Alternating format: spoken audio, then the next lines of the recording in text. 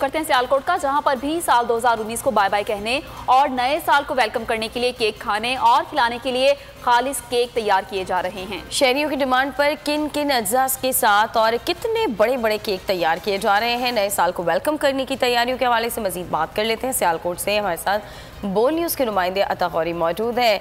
अता गौरी, बताइएगा किस तरह तैयारियां की जा रही हैं नए साल को वेलकम करने के लिए?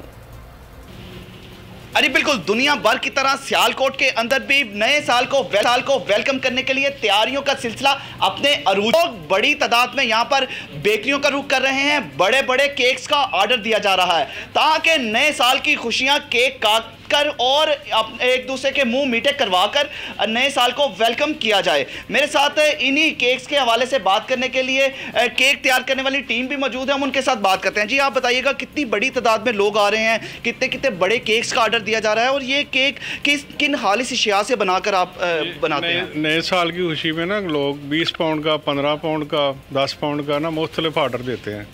इसके अलावा इन केकों में ना एग इस्तेमाल करते हैं, बटर इस्तेमाल करते हैं, इसके अलावा मैदा यूज़ होता है, ड्राई फ्रूट होता है, इसके अलावा क्रीम होती है जो नॉन वेजिटेबल होती है वो इस्तेमाल करते हैं। जी बिल्कुल, आपने यहाँ पर दुकानदार की बात भी सुनी, उनका यही कहना था कि हालिस तरीन चीज़ों से ये केक तैयार किए जाते हैं। हालिस मक्खन से, अंडे से, बटर के साथ इन केकों को तैयार किया जाता है और यही केक आज वेलकम के तौर पर नए साल को वेलकम करने के लिए लोग काटेंगे, एक दूसरे का मुंह मीठा करवाकर अपनी खुशी मनाएंगे। जी।